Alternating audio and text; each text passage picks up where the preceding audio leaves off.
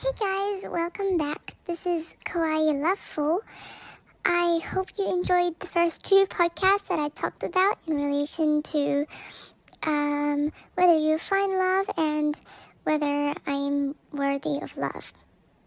Because of course you are. Today we're going to go delve a little bit deeper because, as you know, I'm keeping it very real on this channel. We're going to talk about all things that I'm not going to beat around the bush, basically. Because I think it's very important not to beat around the bush when it comes to talking about this topic of love. We're going to go straight on to the very serious topics, the ones that you probably might not want to talk about when you're by yourself. It's not fun. But now it's like me talking with you, so we can pretend this is like a conversation, talking with an old friend, so we can discuss about some issues in relation to love. Today I will be talking about healing from hurt.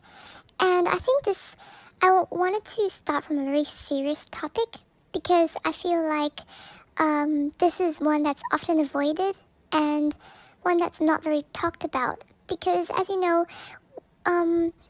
I am in my mid-20s, and as you know, around this age, especially from what I see from people around me, we often hide our hurt and the feelings of hurt inside of us.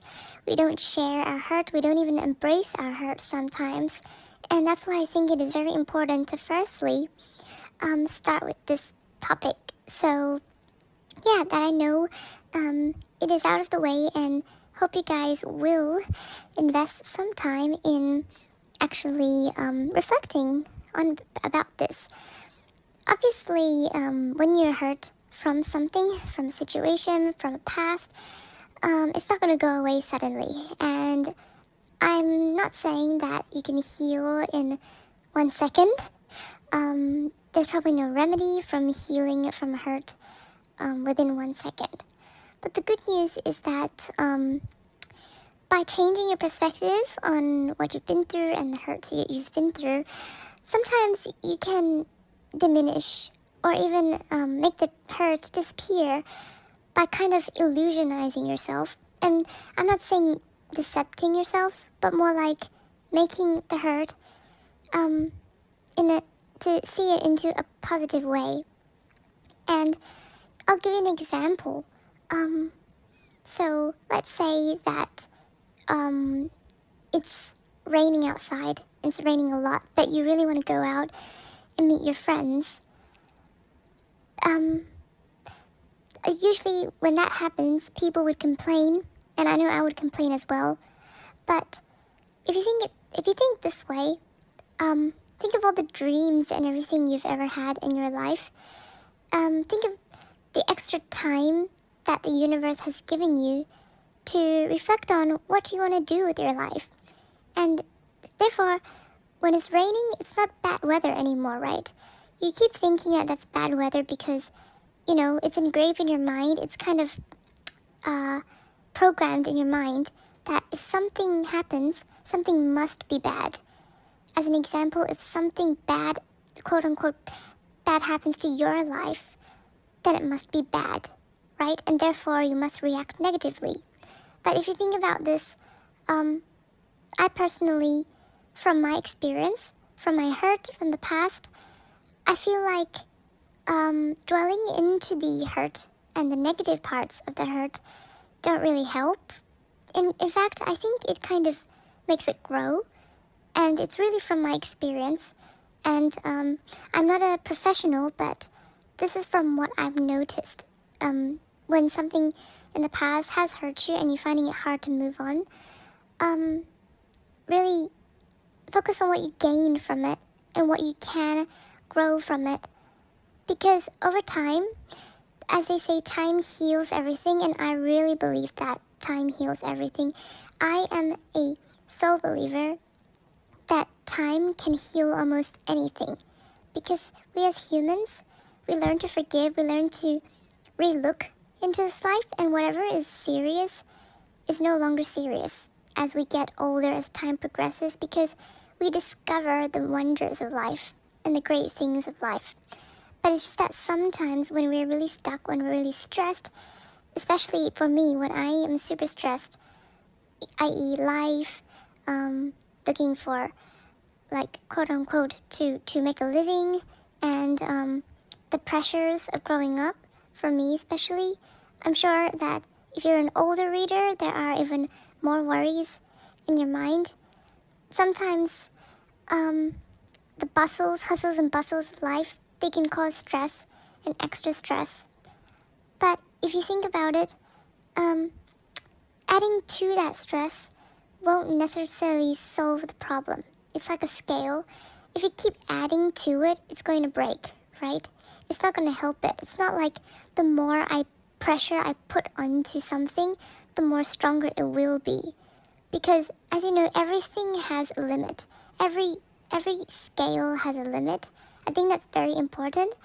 So, a lot of people think healing means, from my perspective, I feel like a lot of people, of course you can't see me as a professional, but from my experience, I feel like a lot of people think that healing from a past, especially a lover who broke your heart in some way, a lot of people think that focusing on the pain and just completely throwing yourself into the pain is a way to move forward.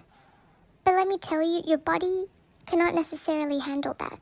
I really, truly believe that giving yourself to only pain of the past and just seeing it all as the pain it is not going to solve the problem. Instead, I think that to heal and to move on from the past, you really need to construct a new way of thinking that is helpful for you on your journey and your path. I don't think there's any other way, because when you're stuck in that same old thinking, you're pretty much putting yourself into the memory and reliving the memory. And I can kind of say that because I've kind of been through that before, and I feel like putting yourself in the pain just to see how much you can handle the pain is not correct. You have to be aware that yes, it is important to embrace wherever you are and not react too bigly to the pains in your life. You also need to be aware that your body has limits when it comes to the amount of pain you can do. You have to make sure your body and your mind is first clear and at a very stable spot, i.e. you can do that by doing exercise, meditation, doing things you love, journaling, or even like listening to podcasts like this, reading books. I really recommend watching movies or books because especially storybooks. I know some people say storybooks are just stories, they don't teach you anything, but they do.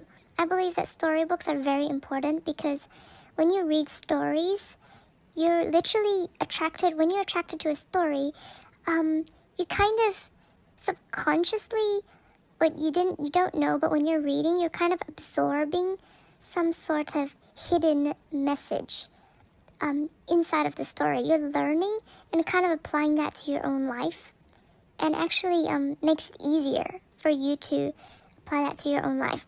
It's kind of confusing, but as an example, if you read a simple story about, let's say,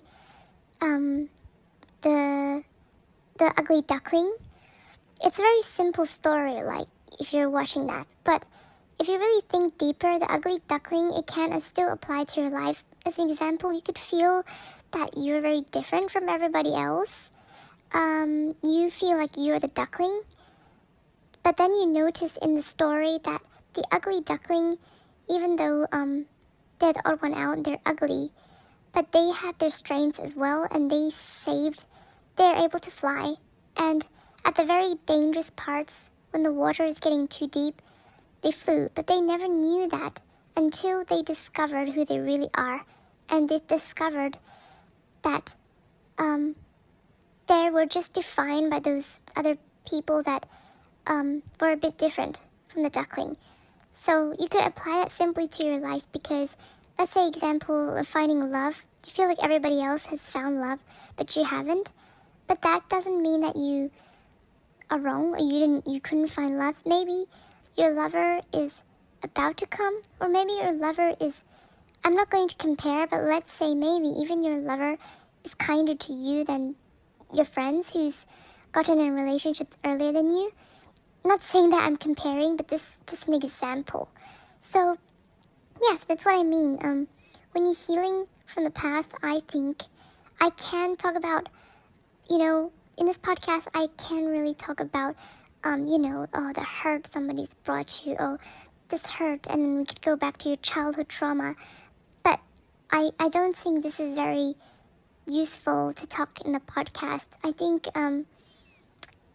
essentially what we're trying to focus on is being healthier and better, and know and recognize the past is in the past. Because if you really can't get out of that mindset, you're bringing the past emotion with you. And I can understand how painful that is. So good luck, and I can't wait to talk about our next topic in the next podcast. I'm not sure what I'm talking about. I think there is one I want to talk about, and it's related to whether you want to keep your relationship private and how other people see your relationship. Even though you're not in a relationship, we can still discuss it. And yeah, especially because I want to share with you guys that I was also in a situation, not situation, I was also in a relationship and in the past, but I'm single now, and I had issues with keeping my relationship private or not, and for me it was a really big problem because I am also a content creator. I post, I usually, for my personal life, I like posting things, and that was an issue for my other half back then. So I'm gonna explain that issue and explain what you should do about this situation and how you should react and what you should think about when it comes to how others view your relationship and what they say, etc., etc. Anyways, thank you guys for listening, and see you soon in the next podcast. Bye.